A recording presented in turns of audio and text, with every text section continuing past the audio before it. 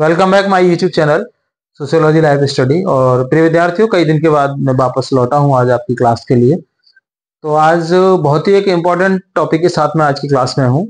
और इम्पोर्टेंट इस सेंस में है कि आज हम जानेंगे इमाइल दुर्खिम के अनुसार धर्म क्या है।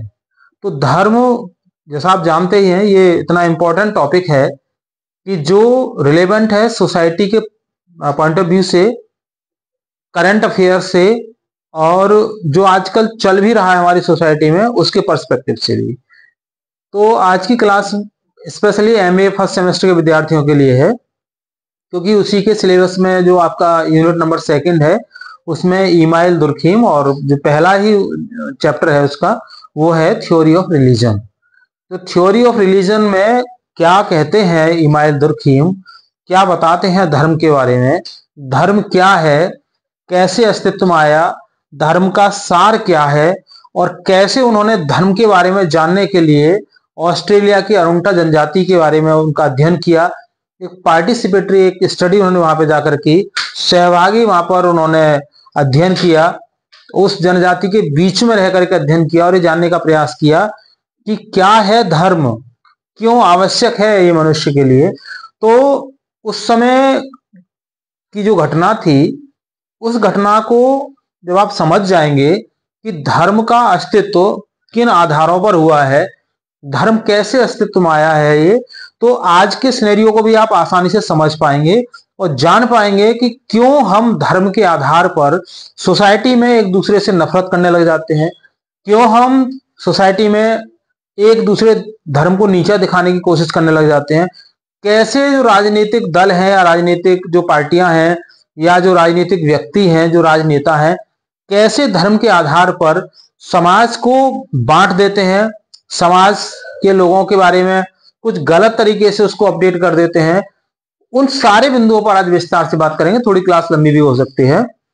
ये भी जानेंगे कि ये जो मॉडर्नाइजेशन है, जो आधुनिकीकरण जो समय चल रहा है तेजी से, भारतीय जो समाज व्यवस्था है उसमें उस पर जो वेस्टर्न कल्चर है उसका क्या इम्पैक्ट है, कैसे धर्म के आधार पर जो देश हैं, दूसरे देश हैं, किन किन देशों ने धर्म को आधार बनाया और कौन धर्म से बाहर निकला, कौन सा देश धर्म से बाहर निकल के विज्ञान की तरफ गया और उसने तरक्की कर ली, और जो धर्म को ही पकड़े रहे आज आप देखेंगे उन देशों की हालत क्या हो चुकी है, कितने पिछड़ चुके हैं। इन सभी बिंदुओं पर हम आज विस्तार से बात करेंगे। तो हम जानेंगे, सबसे पहले स्टार्ट करते हैं वही जो इमाइल दुर्खिम है, इमाइल दुर्खिम के धर्म के बारे में। तो देखो उनकी सबसे जो एक मेन किताब है, एक प्रतिष्ठित बुक है इसको लेकर के, तो वो लिखी थी उन्होंने, इसका नाम है the elementary forms of religious life, जो उन्होंने 1912 में लिखी थी। इस पुस्तक को अगर आप पढ़ेंगे तो पहले तो ये फ्रेंच लैंग्वेज में लिखी गई थी, बाद में इसका ट्रांसलेशन इंग्लिश में और हिंदी में भी अवेलेबल है, आप इसको चाहे पढ़ सकते हैं। तो जब आप इसको पढ़ेंगे तो पूरा आपको विस्तार से इसके बारे में आपको जानकारी मिल जाएगी। दूसरा जो मेन बात है इसमें, वो आपको ध्यान रखना है कि उन्होंने ऑस्ट्रेलिया की जो ट्राइब्स थी, मतलब एबनॉर्मल ट्राइब्स कहा जाता है उनको, प्राचीन जो जनजातियां हैं उनका अध्ययन किया था, और उनमें भी स्पेशली एक अरुंटा नाम की जनजाति थी उसका अध्ययन किया था, अरुंटा जनजाति का अध्ययन किया था, और उसमें उन्होंने जाकर के धर्म के बारे में जानने की कोशिश की, उसके बेस के बारे में जानने की कोशिश की। दूसरी जो सबसे महत्वपूर्ण बात यह है कि उसमें उन्होंने जो दिया है सिद्धांत, उसमें पहला है कि what is the essence of religion, कि धर्म का सार क्या है। Then why do all societies simple और कॉम्प्लेक्स हैव रिलीजन, कोई भी समाज चाहे वो सरल हो या जटिल धर्म को क्यों मानता है, क्यों कोई भी समाज बिना धर्म के नहीं रह सकता।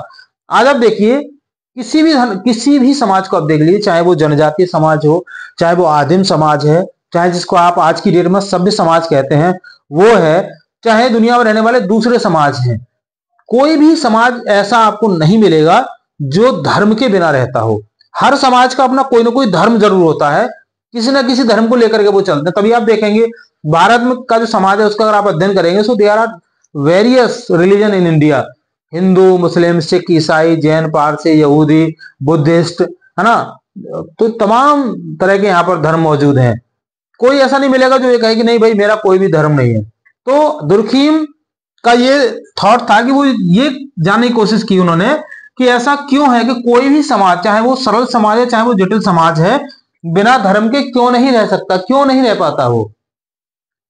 तो इसमें आप देखिए कि द वेस ऑफ रिलीजन, जो धर्म का आधार है, उन्होंने इस जनजाति को, अरुंटा जनजाति का अध्ययन किया और अध्ययन करके उन्होंने ये पाया कि धर्म का आधार क्या है। तो धर्म के आधार पर उन्होंने बताया कि दो वस्तुएं होती हैं, एक होती है सेक्रेड और एक होती है प्रोफेन, अर्थात एक पवित्र और एक अपवित्र। उसने कहा कि सारा समाज इन्हीं दो चीजों पर टिका हुआ है। सारे समाज में जो चीजें हैं ये दो भागों में बटी हुई हैं, कुछ पवित्र हैं और कुछ अपवित्र हैं। पवित्र जो उस समाज के लोगों के लिए बाध्यकारी मानी जाती हैं, आवश्यक मानी जाती हैं कि वो उनका उपयोग करेगा, और अपवित्र जो होती हैं उनमें बाध्यता नहीं पाई जाती। दूसरा जो सबसे महत्वपूर्ण है कि एक टोटमिज्म का सिद्धांत उन्होंने दिया, जिसको टोटमवाद कहते हैं। टोटमवाद क्या है? टोटमवाद का मतलब है totem equal to symbol of God. Totem क्या है? ये प्रतीक है भगवान का, भगवान का प्रतीक है। टोटम सिंबल ऑफ सोसाइटी, समाज का प्रतीक है, मतलब एक समाज का प्रतीक है ये, कि वो समाज भगवान को मानता है। भगवान को किस स्वरूप में मानता है उसको वहां पर टोटम का नाम दिया गया। एक एग्जांपल से आप समझेंगे। वहां पर क्या था कि तमाम जनजातियां, आज की डेट में भी आप देखिए भारतीय समाज में भी तमाम जनजातियां जो रहती हैं, कुकी है, खस है, बैगा है, बिरहोर है, भील है, संथाल है, भोटिया है, ये सबके अपने अपने अलग अलग टोटम है। टोटम से मतलब है कि ये एक पर्टिकुलर किसी भी चीज को, किसी भी वस्तु को, किसी भी पक्षी को, किसी भी जानवर को टोटम मानते हैं। टोटम का मतलब सिंबल ऑफ गॉड, भगवान का प्रतीक मानते हैं कि हमारी उत्पत्ति इससे हुई है या फिर इसने हमें बचाया है, ये हमारी मुसीबत में रक्षा करता है। अब आप समझ लीजिए धर्म का आधार यहीं से आपको पता चल जाएगा। एक एग्जांपल से आप समझिए, जैसे कोई भी एक व्यक्ति जंगल में है और जब वो जंगल में गया तो जंगल में क्या हुआ कि उसके सामने किसी जानवर ने अटैक कर दिया। अब उसको थोड़ा सा एक पेड़ का उसको सहारा मिल गया, जैसे एक पीपल का पेड़ का सहारा मिल गया, और उस पीपल के पेड़ को उसने पकड़ लिया और उसने कहा कि हे पेड़ मेरी रक्षा कर तू, कैसे भी मैं बच जाऊं, और वो पेड़ पर चढ़ गया। तो क्या हुआ कि उसकी जान बच गई, जानवर से वो बच गया। तो ऐसी स्थिति में क्या हुआ कि उसने पेड़ को ही अपना भगवान मान लिया कि इस पेड़ ने मेरी रक्षा की, यही मेरा भगवान है। तो अब उससे जुड़े हुए जितने भी उसके परिवार से जुड़े हुए सारे के सारे लोग हैं, उसी पेड़ को अपना भगवान मान रहे हैं। इसको टोटम कहा गया और इस आइडियोलॉजी को टोटमिज्म कहा गया, टोटमवाद कहा गया। इस आधार पर कुछ पेड़ बने, कुछ पशु बने, कुछ पक्षी बने, है ना, अलग अलग जनजातियों के अलग अलग ये टोटम बन गए। आज भी आप देखेंगे, अगर भारतीय समाज की बात करें तो तमाम जो देवी देवताओं को आप मानते हैं, कोई राम को मानता है तो कोई भोले को मानता है, कोई किसी देवी को मानता है, कोई मां संतोषी को मानता है, कोई लक्ष्मी को मानता है, कोई सरस्वती को मानता है, कोई पीर को मानता है, कोई मजार को मानता है ना, कोई जहारवीर को मानता है, कोई नीले घोड़े की पूजा करता है ना, कोई आंवले के पेड़ की पूजा करता है, कोई केले के वृक्ष की पूजा करता है, कोई पीपल की वृक्ष की पूजा करता है। ये आप अपने समाज में भी देख सकते हैं। जनजातियों को छोड़ दीजिए, भारतीय समाज में भी आप इनको देख सकते हैं। तो मतलब इन सेंस, दुर्खिम के सेंस में अगर आप देखेंगे तो सारे के सारे टोटम हैं, इनको टोटम कहा गया था उस समय पर। ठीक है, पांचवी बात आती है इसमें कि जो रिलीजन है वो क्या है। दुर्खिम ने बताया कि ये कलेक्टिव कॉन्साइंस है, मतलब ये सामूहिक चेतना है। एक व्यक्ति ने माना, एक व्यक्ति से दूसरा, दूसरे से तीसरा, तीसरे से चौथा, इस तरीके से एक सामूहिक चेतना बन गई, मतलब एक समूह मानने लगा उसको, एक ही बात को एक समूह मानने लगा। तो क्या है? कलेक्टिव कॉन्शियसनेस या कलेक्टिव कॉन्साइंस। फिर है ये कलेक्टिव एफर्वेंस, मतलब ये सामूहिक चेतना के साथ साथ सामूहिक उत्साह भी होता है। जैसे जितने भी त्योहार मनाते हैं आप, वो सारे के सारे धर्म से जुड़े हुए हैं। तो इसी तरीके से जनजातियों में भी बहुत सारे, जैसे आपके त्योहार होते हैं, ऐसी जनजातियों में भी बहुत सारे त्योहार होते हैं। उन त्योहारों पर नाचना, गाना, कूदना, मौज मस्ती करना, उससे क्या है, मतलब एक अलग तरह का उत्साह आता है, व्यक्ति एक अलग फील करता है, उसमें अलग फीलिंग आती है। जैसे आप देखेंगे आपके यहाँ पर होली होती है, तो होली में जब आप नाचते हैं, कूदते हैं, ड्रम बजाते हैं, रंग लगाते हैं, तो एक अलग फीलिंग आती है। तो है ना, सामूहिक उत्साह भी होता है। एक खास बात उसने कहा कि ये क्या है, एक सोशल फैक्ट है। सोशल फैक्ट का मतलब होता है सामाजिक तथ्य, अर्थात ये बाध्यकारी होता है। आप जिस समाज में रहते हैं, वो समाज जिस धर्म को फॉलो करता है, आपको उस धर्म को ही मानना पड़ेगा। अर्थात उस धर्म के जितने भी रिचुअल्स हैं, जो रीति रिवाज हैं, उनको आपको फॉलो करना पड़ेगा, नहीं बाध्यकारी भी होता है। अब बात करते हैं लास्ट में फंक्शंस ऑफ द रिलीजन, कि कार्य क्या है धर्म के। धर्म के कार्य खासकर सबसे पहला है सोशल सोल्डारिटी, अर्थात ये सामूहिक एकता को लाता है, इससे सामूहिक एकता की भावना आती है। दूसरा कलेक्टिव वैल्यूज, जो मूल्य हैं, सामाजिक मूल्य हैं, वो इससे मतलब उत्पन्न होते हैं। तीसरा है provide meaning and purpose of life, धर्म आपके जीवन का उद्देश्य क्या है, ठीक है, और उसका अर्थ क्या है। जीवन का अर्थ क्या है और जीवन का उद्देश्य क्या है, ये आपका धर्म बताता है आपको।